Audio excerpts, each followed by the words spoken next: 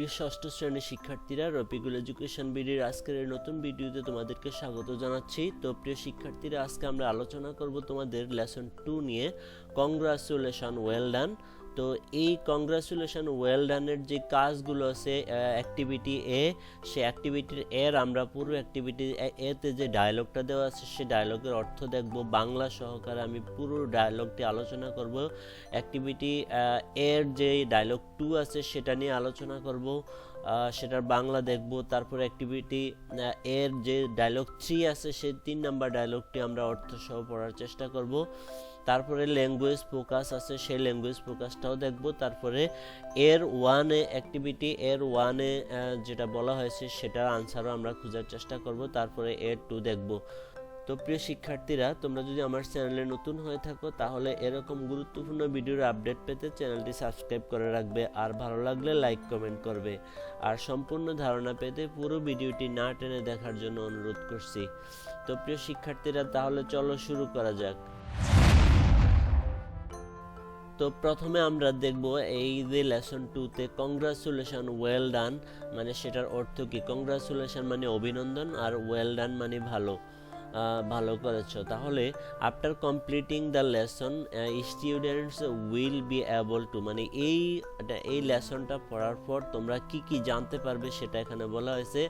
Ask and answer question, প্রশ্ন করতে পারবে, উত্তর দিতে পারবে। Read and understand written instructions, যেই নির্দেশনাগুলো দেওয়া আছে সেই নির্দেশনাগুলো তোমরা পড়তে পারবা এবং বুঝতে পারবা।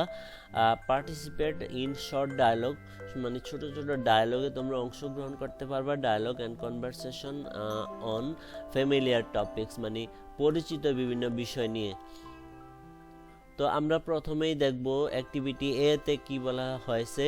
We open use some routine expression, আমরা প্রায় কিছু নিয়মিত কথোপকথন ব্যবহার করি। ইন আওয়ার এভরিডে কনভারসেশন, আমাদের প্রতিদিনের কথাবার্তায়। রিড দ্য ফলোয়িং কনভারসেশন, নিচের কথোপকথনটি পড়ো। এবং সি, এবং দেখো। সাম অফ ডিফারেন্ট ওয়েজ, ভিন্ন ভিন্ন কিছু পদ্ধতি।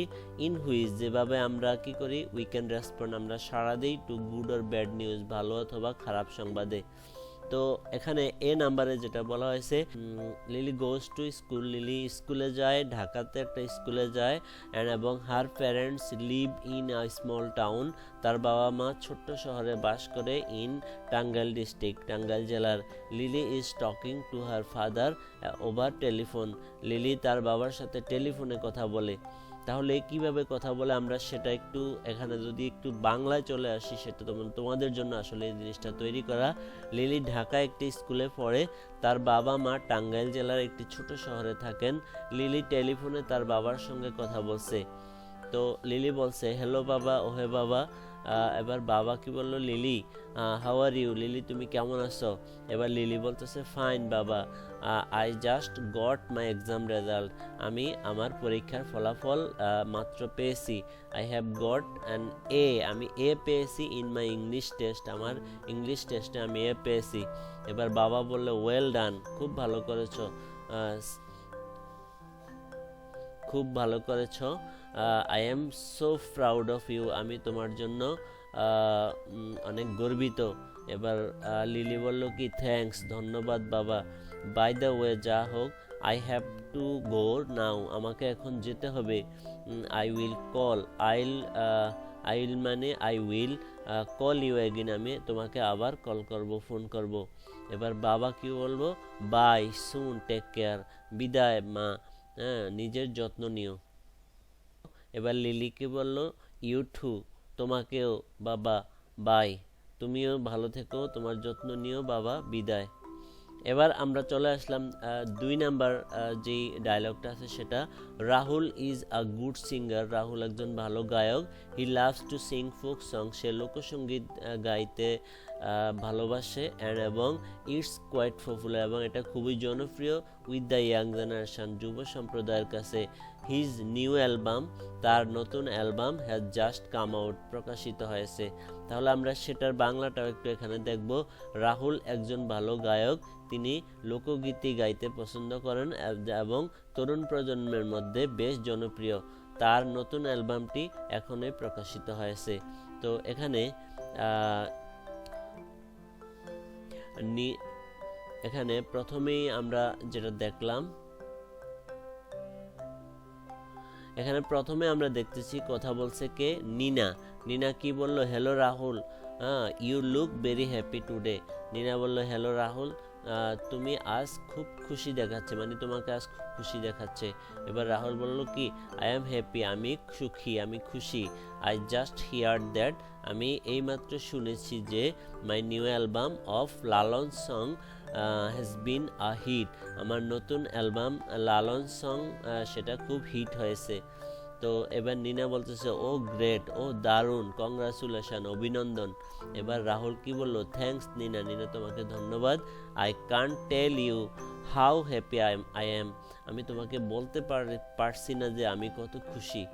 তো এই ছিল আমাদের 2 নাম্বার যে ডায়লগটা সেটা। তো এই ছিল আমাদের এই 2 নাম্বার ডায়লগের পুরো বাংলা এবং ইংলিশ। তো এবার আমরা চলে আসলাম 3 নাম্বার ডায়লগে।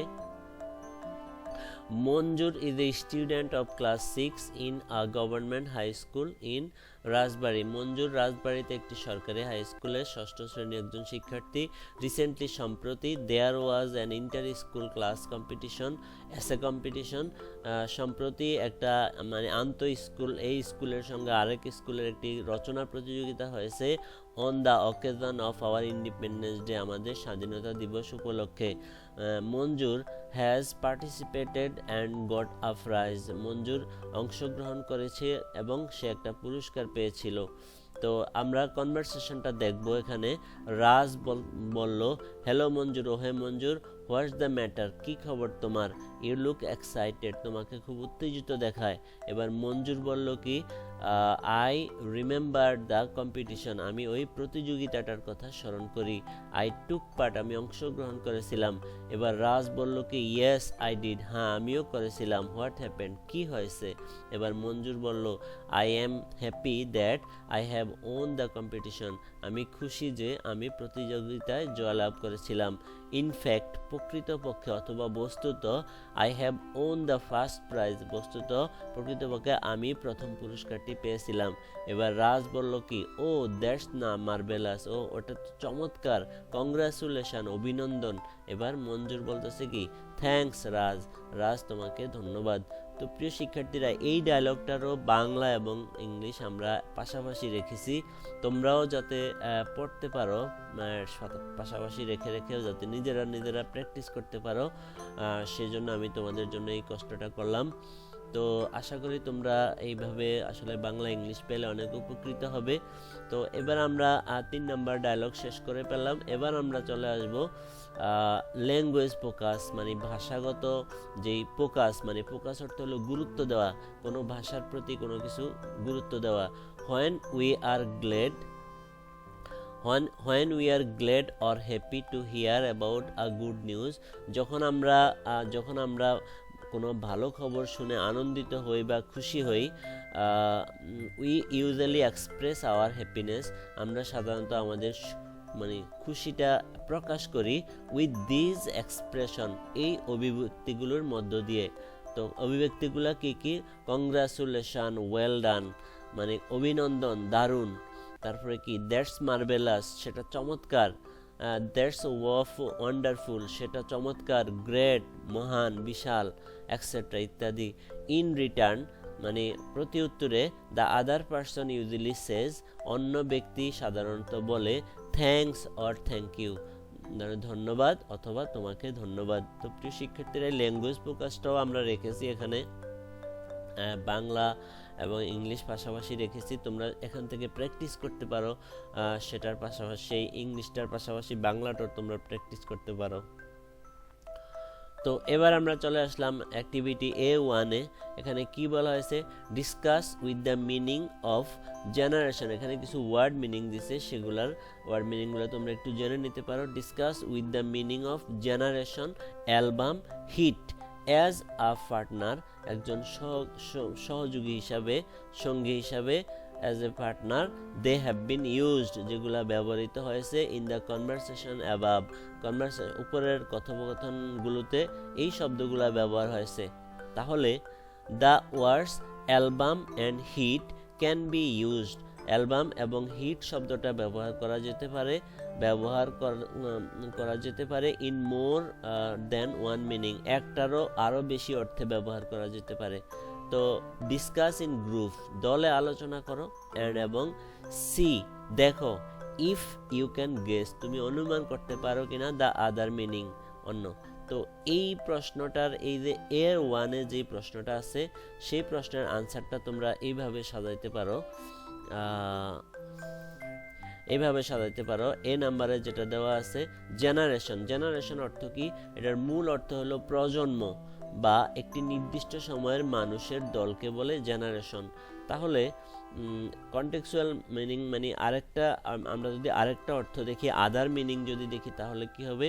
কথোপকথনে এটি একটি যুগ বা সময়ের ধারণা বোঝাতে ব্যবহার করা হয়েছে। মানে ডায়ালগের মধ্যে কথোপকথনে একটি যুগ বা সময়ের ধারণা বোঝাতে ব্যবহৃত হয়েছে। যেমন টেকনোলজি জেনারেশন, প্রযুক্তির প্রজন্ম। তো এইরকম জেনারেশন শব্দটা তোমরা ব্যবহার করতে পারো আদার। তারপরে আমরা দেখব এখানে 2 নম্বরে যেটা আছে অ্যালবাম। অ্যালবাম মানে কি? অ্যালবাম হলো তোমাদের গানের সংগ্রহ, যা একটি সিডি বা প্ল্যাটফর্মে প্রকাশিত হয়, সেটাকে অ্যালবাম বলে। আর আমরা যদি আদার মিনিং খুঁজি তাহলে খেয়াল করো, এটি ফটো অ্যালবাম হতে পারে। মানে অ্যালবামটা আমরা আরও কোথায় ব্যবহার করি? ফটো অ্যালবাম, ছবির অ্যালবাম এর জন্য ব্যবহৃত হতে পারে। আমরা যদি উদাহরণ দেখি, I love Taylor Swift's latest album, আমি টেইলর সুইফটের নতুন অ্যালবামটি পছন্দ করি। তো এভাবে আমরা মানে আদার মিনিংগুলো এবং এক্সাম্পলগুলো দেখে নিতে পারি এখান থেকে। তারপরে আমরা চলে আসবো 3 নম্বরে, যেটা বলা হয়েছে এখানে হিট। হিট কি? জনপ্রিয় কিছু, যেমন একটি হিট সং, হিট মুভি, এইগুলো আমরা ব্যবহার করি। তো আদার মিনিংয়ে আমরা কিভাবে ব্যবহার করব সেটা দেখো। আদার মিনিং আঘাত করা, আমরা অনেক সময় হিট করি না একজন আরেকজনকে, তো এটা হলো হিট করা, মানে একই জিনিস অন্য অর্থে ব্যবহৃত হতে পারে। হিট মানে আঘাত করা বা মারার অর্থেও ব্যবহৃত হতে পারে। Example, the song is a massive hit, মানে এই গানটি বিশাল জনপ্রিয়। তো আমরা যদি আদার মিনিংয়ে যাই, হি হিট দ্য বল হার্ড, সে বলটিকে অনেক জোরে আঘাত করলো। এখানে হিট অর্থ হলো কি? আঘাত করা। তো এই ছিল আমরা মানে মূল অর্থ এবং আদার মিনিং আমরা দেখে নিলাম। তো আমরা দেখে নিলাম মূল অর্থ এবং আদার মিনিংগুলো আমরা দেখে নিলাম।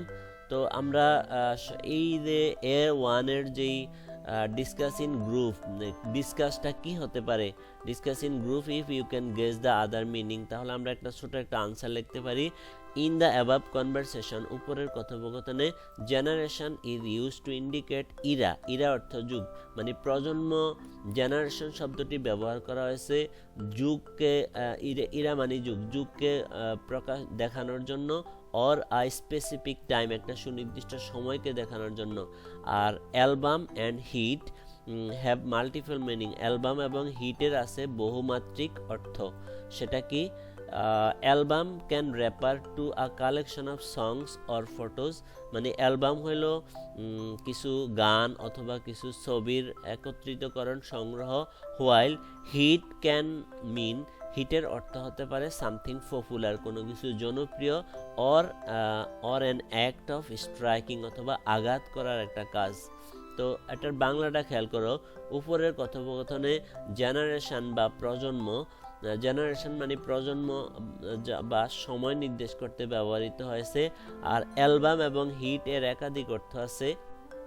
অ্যালবাম গান বা ছবি বোঝাতে পারে, আর হিট জনপ্রিয় কিছু বা আঘাত করা অর্থে ব্যবহৃত হতে পারে। তো প্রিয় শিক্ষার্থীরা, এই ছিল আমাদের A1-এর মানে পুরো আনসার। এবার আমরা দেখে নিব A2-তে কি বলা হয়েছে সেটা একটু সর্বশেষ দেখে নেই। Practice the conversation above in pairs, মানে জোড়া জোড়ায় তোমরা যেই কনভারসেশনগুলো আমরা দেখলাম সেই কনভারসেশনগুলো নিজেরা কি করো? জোড়া জোড়ায় প্র্যাকটিস করো। তো তাহলে এটা থেকে তোমরা কিছু শিখতে পারবে। তো প্রিয় শিক্ষার্থীরা, এই ছিল আমাদের আজকের পুরো ভিডিও। আশা করি তোমরা বুঝতে পেরেছো। তো পরবর্তীতে আমরা যে নতুন ভিডিওটি নিয়ে আসবো সেটা হলো তোমাদের ফেজ 6 বি, তারপরে এই B1 এবং B2 B3 তারপরে লেসন 3 পরে হবে। এই আমরা দ্বিতীয় ভিডিওতে পরবর্তী ভিডিওতে এতটুকু অংশ আমরা কভার করব। তো সেই ভিডিওটি তোমাদের দেখার জন্য আমন্ত্রণ রইল।